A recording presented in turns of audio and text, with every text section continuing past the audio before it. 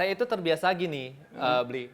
Ketika saya memulai usaha itu, saya terbiasa memulai dengan apa yang saya punya saat ini. Oke. Jadi saya misalnya kalau mau ngedesain, saya nggak memikirkan alat yang bagus dulu. Oke. Jadi alternatif dulu saya pikir.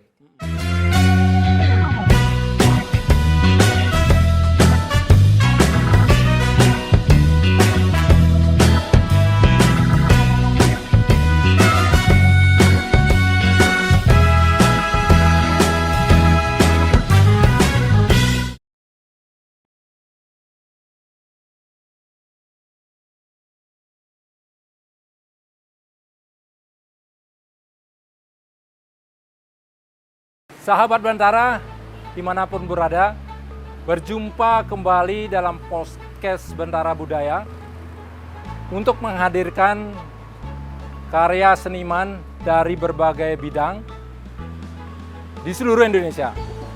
Kali ini tim podcast Bantara Budaya berada di Bali, tempatnya di Banjarburuan, Desa Tampak Siring, Kecamatan Tampak Siring, Gianyar. Kita berkenan diterima di ANS Studio milik seorang seniman muda, anak muda, ilustrator muda yang luar biasa. Dan hari ini kita akan menuju ANS Studio bertemu langsung dengan seorang Raka Jana. Ayo kita studio.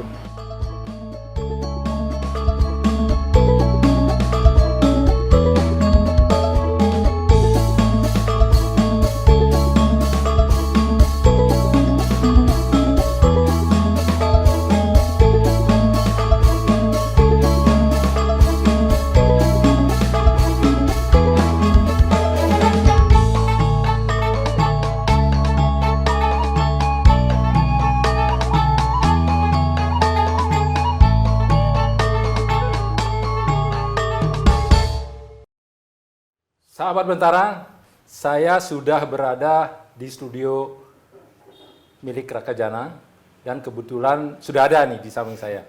Kita akan sapa. Halo Raka Jana, halo bro. Halo bro, Sehat? Astung karo baik. Mantap. Mantap. Ya, kita akan coba menggali. Kita ketahui bahwa Raka Jana ini adalah seorang anak muda yang luar biasa. Di awal kita sudah sampaikan bagaimana perjalanan seorang Raka Jana. Saya akan tanya, mungkin ceritanya jangan sedikit banyak juga boleh ini Raka Jana ya. Boleh ya, boleh ya. Okay. Bagaimana perjalanan seorang Raka Jana sebagai seorang seniman yang sampai saat ini dikenal di mana-mana? Oke, selayaknya anak kecil kelahiran tahun 90, Pak. Beli aja ya, beli. Jadi pada waktu itu saya tuh tontonnya itu Dragon Ball, anime-anime dari Jepang. Nah, secara nggak langsung, saya kan juga mencontohkan itu, menggambar itu sesama anak kecil yang lain gitu. Tapi belum menjadikan itu sebagai cita-cita. Justru waktu kecil cita-cita saya sebagai pemain bola. Pemain bola? Pemain bola, bahkan sampai SMA. Kemudian singkat cerita SD ke SMP ke SMA saya gambar. Jadi hanya menggambar kalau ada tugas. Kalau ada tugas. Berarti Anda SD-nya di kampung halaman di Tampak Siring sini ya? Iya benar di Tampak Siring. Kemudian pas SMA tamat justru saya sempat kuliah di pariwisata. SPB kalau nggak salah ya? Iya, betul. Di SPB. Karena pada waktu itu akses untuk kita mengetahui kalau kita punya hobi gambar, itu mau outputnya kemana kan belum ya beli ya. Maksudnya kita aksesnya paling kalau suka gambar, outputnya di kanvas, pelukis gitu.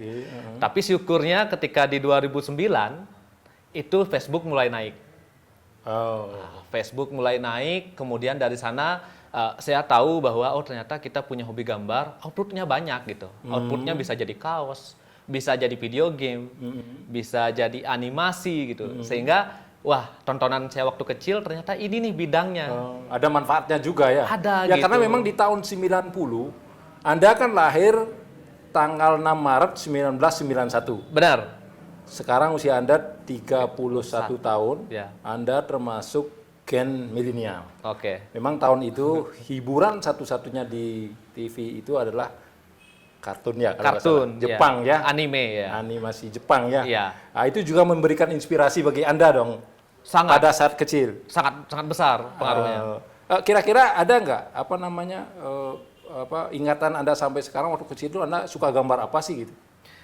Kalau saya tuh dari kecil itu kartun yang paling saya gemari, ini ada komik di belakang, Dragon Ball. Dragon Ball. Nah, saya tuh gambar Dragon Ball terus itu waktu kecil. Nah, dari sanalah akhirnya saya koleksi komiknya, saya tonton movie-nya juga gitu. Yang memberikan pengaruh pada gaya gambar saya juga Gaya sampai gambar saat sampai ini. sekarang. Iya. Nah, lalu Anda SD, SMP, SMA, lalu Anda merantau ke Denpasar kuliah di ISI ya? Ya, diisi Denpasar. Cuman apa namanya? Ini kayak jembatan saya ke seni itu banyak yang nggak tahu bahwa ketika saya di pariwisata, saya sempat mengalami kecelakaan patah tulang sampai 2 kali.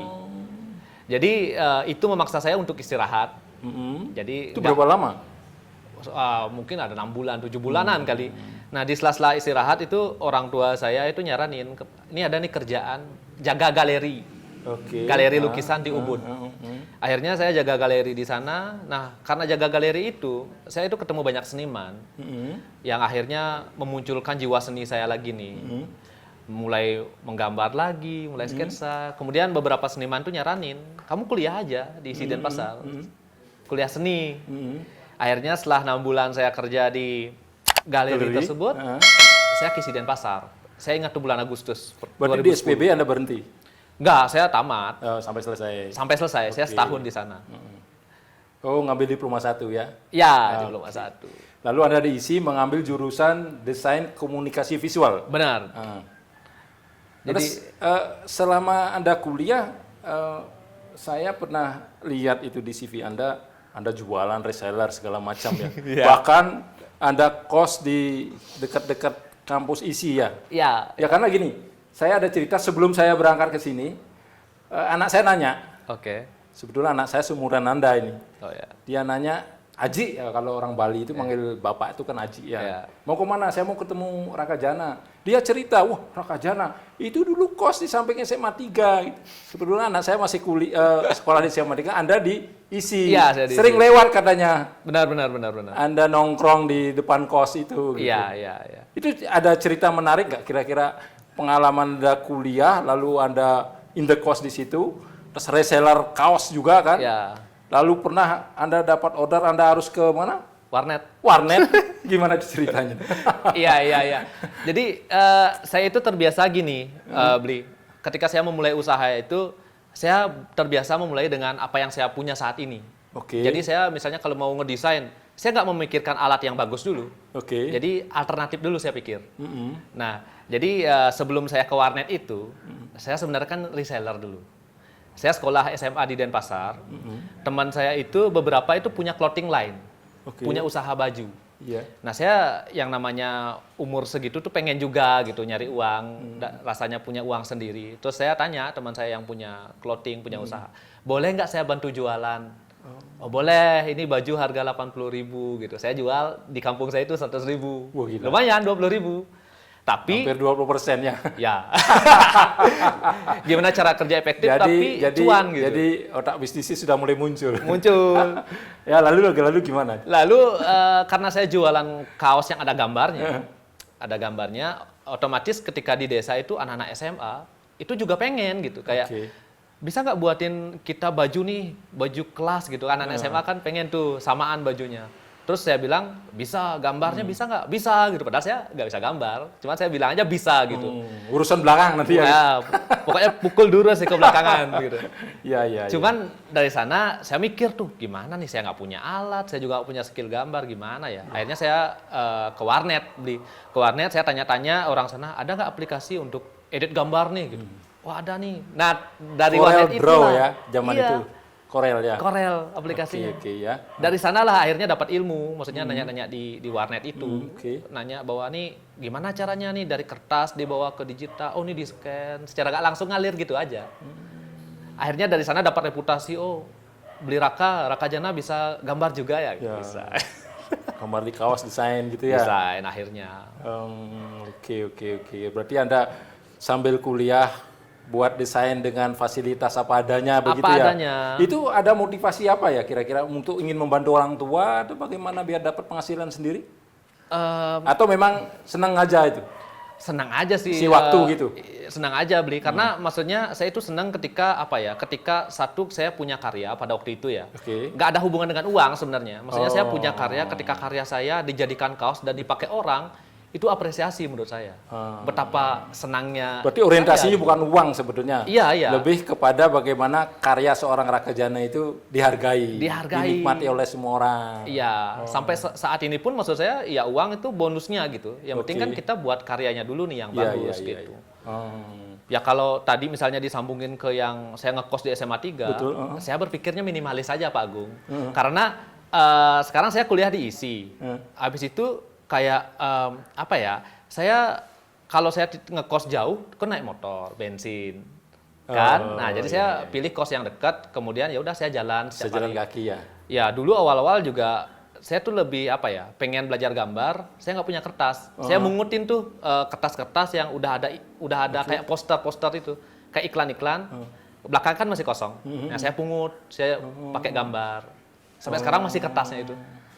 Ini bicara kos itu bahkan ada yang ruang kos Anda itu Anda foto ada bawa ke pameran, benar nggak? Ya, Itu gimana itu ceritanya? Masih ingat juga masa lalu gitu? ya, ya. Jadi apa ya?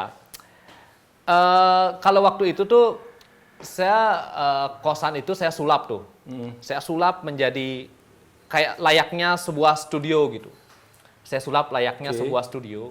Karena pada waktu itu juga sudah mulai berpikir, saya lihat satu majalah di luar, satu majalah itu menampilkan artis atau seniman yang punya studio yang keren. Nah, saya pun secara nggak langsung pengen atau punya cita-cita punya studio. Studio ya. Tapi waktu itu kan uang belum ada. Jadinya ya udahlah, Iya, kos iya, saya sulap jadi studio, saya tempel seperti ini. Iya, Tidur di sana, studio di sana itu ya. iya. Jadi pakai kasur lipat, kalau ada orang datang, kasurnya saya singkirin biar profesional kelihatan gitu. Terus gimana ya? Biasanya kalau kita masih remaja lalu ingin sekolah, menentukan jurusan, itu kadang-kadang kita kan harus konsultasi dengan orang tua. Iya, iya. Dukungan keluarga besar. Itu Anda mengambil jurusan desain komunikasi visual yang sekarang menjadi lahir seorang ilustrator. Ya. Itu dukungan keluarga terutama orang tua apa support ya? Gini, kalau untuk awalnya ada beberapa faktor sih. Saya memaklumi gitu, bukan berarti orang tua saya nggak sayang saya ya. Dalam artian gini, kalau dari sudut pandang saya tentu karena pada waktu itu saya melihat perkembangan sosial media bahwa ini kayaknya perkembangan seni digital ini ke depannya akan sangat menjanjikan. Oke. Nah, tapi dari segi orang tua yang tidak mengetahui itu, tentu pengen anaknya ini secara finansial nih. Betul. Oke, ya siapa orang tua yang pengen anaknya gini susah kan? Jadi mereka biar memilih jurusan yang selesai kuliah Langsung dapat kerja. pekerjaan. Ya, makanya yang disaranin nyaman, yang mungkin mapan kali ya, Ya. maksud orang tua begitu. pariwisata lah pada itu disuruh gitu. Oke. Nah, cuman yang namanya saya masih umur segitu, masih umur 19 ya, awal-awal. 19 tahun ya? Ya, pengen keisi. Ya modal nekat aja gitu. Pokoknya saya kuliah gitu, daftar gitu. Awalnya tuh wah dimarahin. Kamu gimana nih seni ini nggak bisa nih kita maksudnya kita makan dari seni itu nggak bisa. Maksudnya artinya jadi seniman ini tidak akan menjanjikan sesuatu gitu Secara mungkin. finansial iya. Secara finansial. Karena pada waktu itu role modelnya belum ada, Bli. Oh. Kalau sekarang kan mungkin anak-anak SMP bisa, saya mau jadi kayak Raka Jana. Karena oke. sukses story-nya udah ada. Betul. Kalau zaman itu 2010 yang mau saya jadiin patokan siapa gitu. Untuk Berarti Anda meyakini diri Anda Ya. bahwa saya tetap memilih jurusan itu gitu ya. ya jurusan itu Dan jadi seniman, dan jadi lebih tepatnya sih seniman dan creative planner. creative Karena planner. saya punya bisnis di bidang kreatif. Oke, berarti orang tua tidak langsung support, tapi Anda tetap ngotot di Tetap situ. ngotot, tapi udah semester 2 udah mulai itu dibeliin laptop. Berarti sudah oke dong. Sudah oke. Tapi saya bilang per semester 2 itu pokoknya saya kuliah pakai uang saya sendiri. Oh, Pokoknya saya kuliah pakai uang saya sendiri dari semester 2 itu. Gitu. semester 2. Ya. Jualan kaos yang tadi itu ya. Jualan kaos, apapun lah yang bisa menghasilkan uang, misalnya jasa desain gitu. Jadi, Jasa desain, apa namanya, sebagai ajang pembuktian juga gitu, bahwa nih jalan yang saya ambil ini bisa loh gitu menghasilkan gitu. Berarti dari pembicaraan tadi Anda sudah jadi seniman yang sudah melihat peluang di dunia digital dong ya? Iya. Tahun berapa? 2012 ya mulai kalau nggak salah. Saya kuliah 2010 Agustus. Dan masuk ke digital itu di 2012. Sebenarnya karena saya memilih jurusan digital dari awal, DKV, otomatis. Ya. Cuman ya di 2012 sudah mulai ada beberapa yang masuk klien gitu. Klien ya. Iya. Tapi awalnya ketika mencoba jualan digital, Ya. kan tadi saya jualan kaos Rama. Nah sekarang pengen jualan desainnya juga. Itu tuh saya jual desain, saya ingat tuh angkanya 50.000 itu aja ditolak dulu. Jelek katanya. Awalnya tahun 2010 ya. 2010. Cuma saya tanya, beli desain yang bagus itu gimana gitu. Dulu 50.000 ditolak. Sekarang berapa ya? Sekarang 50 berapa? Nolnya berapa kali? enggak sih. Enggak. Saya desainnya murah-murah saya. Boleh dong. Ini kan biar memberikan inspirasi semangat ke anak-anak muda di luar sana gitu. Iya. Yang jelas sih gini, yang jelas kalau sekarang kita mau bergelut di digital, Oke. itu peluangnya sangat besar. Peluang sangat besar. Mau dibayar pakai royalti bisa. Mau dibayar, maksudnya kita jual putus juga bisa. Oke. Ya. Lalu ini ya, Anda juga saya baca itu pengamat digital menyebutkan Anda cukup expert ya di bidang NFT ya. Wah, kalau dibilang expert saya nggak berani bilang itu Tetapi expert. kan hasil karya Anda Ya. itu sudah banyak Iya. menggunakan atau berada di platform NFT. NFT, iya. Ya. Ya, mungkin karena gini, karena saya mulai NFT-nya itu maksudnya lebih awal aja gitu. Oh, gitu. Ya, saya dulu apaan nih NFT kok jual gambar yang maksudnya beda dari biasanya yang kita jual, harganya kok gila. Gila gitu ya. Tapi saya kan coba belajar dulu di tahun 2020 itu awal. 2020 Ya, Rakajana sudah mulai masuk ke NFT. NFT. Baik, kita tahan dulu ya. Baik. Nanti kita akan masuk ke segmen kedua. Kita akan berbincang lebih dalam lagi tentang Rakajana di dunia NFT. Oke. Baik. Ya, Siap. ya sahabat Bentara dimanapun berada, demikian tadi perbincangan saya dengan seorang Rakajana. Kita ketahui perjalanan seniman Rakajana sangat luar biasa dengan usia yang baru 31 tahun. Kita akan lanjutkan perbincangan kita di segmen kedua.